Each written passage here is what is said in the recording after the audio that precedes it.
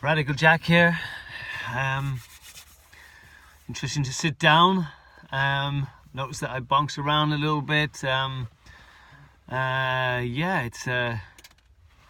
looking at the lens. It's interesting watching yourself like this. This is about 13, 14 maybe. This is day 7, by the way. But interesting, to just know that I've only got 15 minutes. Primarily because I've got to. That's all I can upload, via the system I have. I'm sure there's another way, but 15 minutes is enough. But it's like sometimes I feel like maybe I'm rushing because I know I've only got 15 minutes, and no harm in doing a part 1, part 2 either, But so it's just honing that, that time lapse, that I have or whatever, It's so it's interesting, I'd like to think that a week in now, I feel like there's a definite change, not feeling so hot today on some level, bit of mucus and stuff, and I don't think that handful of cashew nuts did me any good last night, mixed with those Inca berries. Prior to that, it was just like one Brazil or a couple of nuts and a couple of things, just for staving off that kind of that will or want to have something more. But that's the way that it goes. You start making changes with the routine, and then you soon find yourself on a bigger amount, or it leads to something else perhaps, so really good to keep the discipline, and I guess that's why the discipline is set in the way that it's set. So I haven't started on the superfoods yet, so I'm not sure how that will make me feel. Certainly I'm going to be loading it up. It's just rather a half a teaspoon of maybe 8 different powders, just to make sure I'm getting all the minerals that I think I need. And then the chaga mushroom tea and the carrageen moss, the sea moss. I think that should be ample for mineral content. And the rest really is just down to the fasting. So the meal really is just, in order to keep the body functioning without it moving into some other weird place, because 88 days is quite a long time. But I'm hoping rather that's enough time to shift all the bad habits, the addictions, any toxicity. I didn't have a bad year last year, so like previous years, but I did smoke, and I did drink, and I did spouts of sugar, a few weeks here, a few days there, but all in all it wasn't a bad year. But one thing that I lacked last year was the usual summer work, which is very physical, and I'm normally very fit. I'm out of shape, so to speak, like more so than I've ever been, because also this winter and autumn, and last year, I ate a lot because I did spend a lot of time not smoking, and so because tobacco definitely staves off the hunger, and when you stop tobacco, as some of you might know, it you start to compensate with the food, and often sugary things and stuff like that as well. So that was a real mission for me this year, actually. In fact, last year I should say.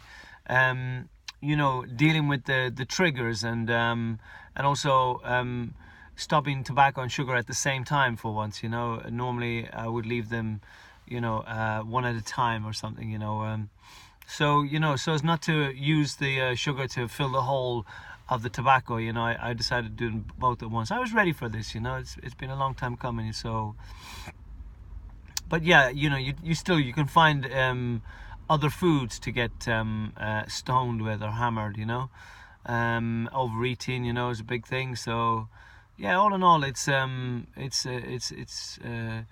is interesting to observe the way the mind works, and how easy it can trick you into kind of going, it's all right, this is okay, and often the influence of other people is, you know, and people mean well sometimes, you know, they might say things like, you know, don't be so hard on yourself, or, you know, whatever it is, you know, it's a question of, yeah, keep the discipline.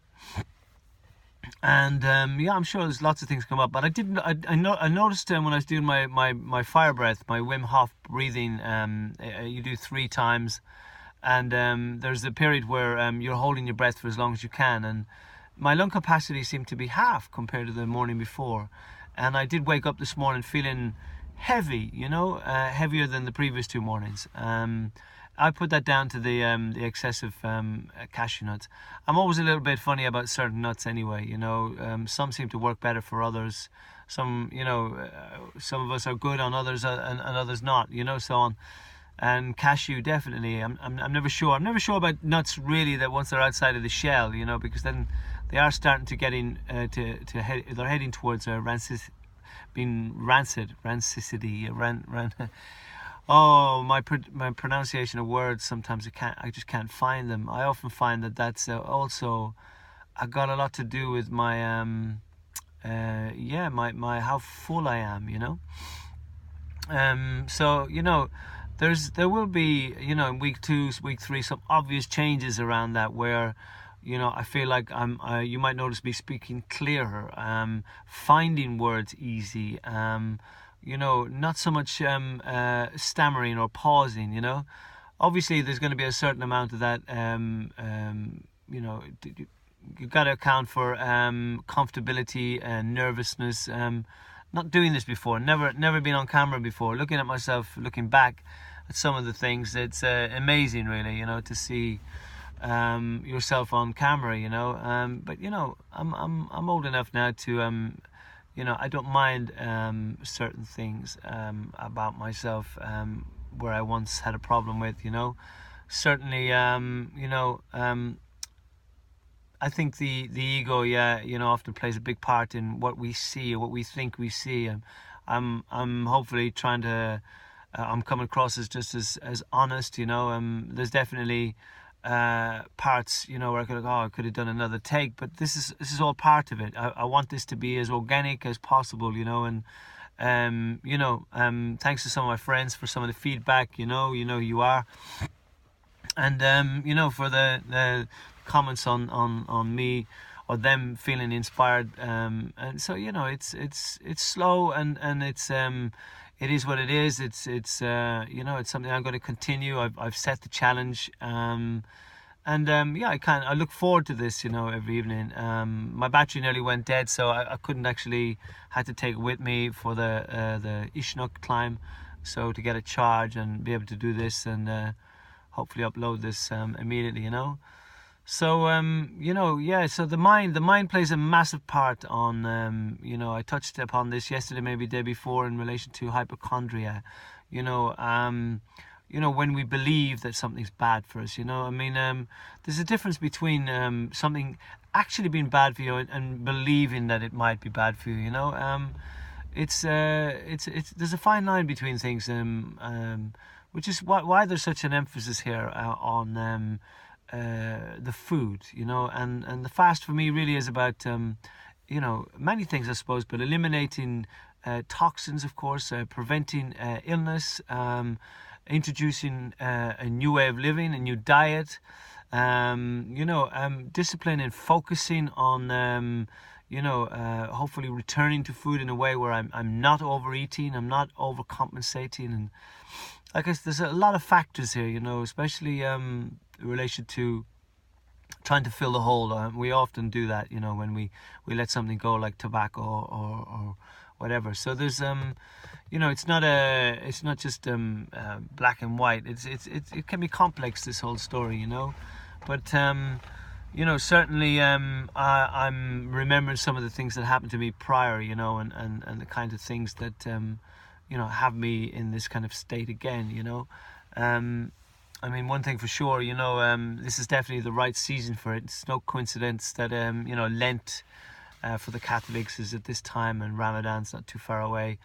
You know, there are obviously obvious changes as well, to the physiology of the body and stuff like that, just by fasting alone. But I think, as I said before, coupled with exercise and good sleep, all these things make a massive difference. I definitely found that eating very late at night is a definite no-no for a human being.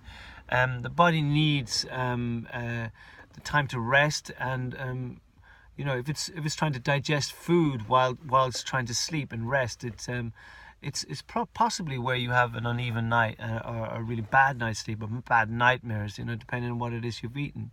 So this could be relative to your problems with sleeping or your dream time. So this is something for you to check.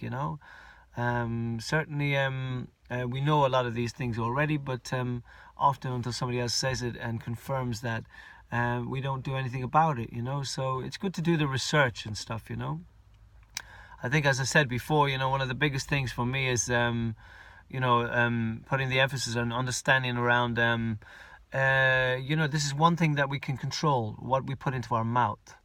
Regardless to the facts or the right or wrongs in relation to the system at large, and those conspiracies, towards the idea that we are completely controlled through food today, and it is interesting in itself, because it's like it is.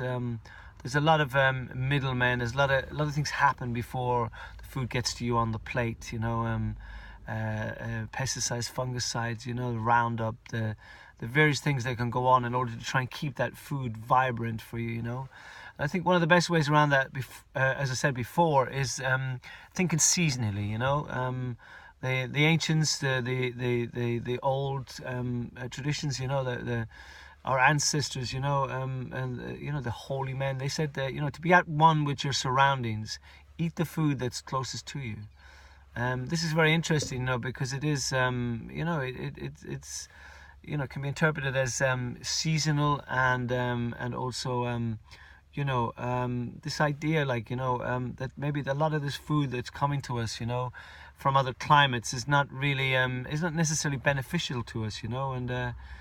What was it that our ancestors was eating? What is the food for the British Isles? Ireland, Britain, and maybe these parts of Europe. And I suppose eating seasonally and buying locally as well would help you to understand that what comes from here, in opposition to somewhere else, and and trying to get it organic as best you can. The markets are wonderful in this country.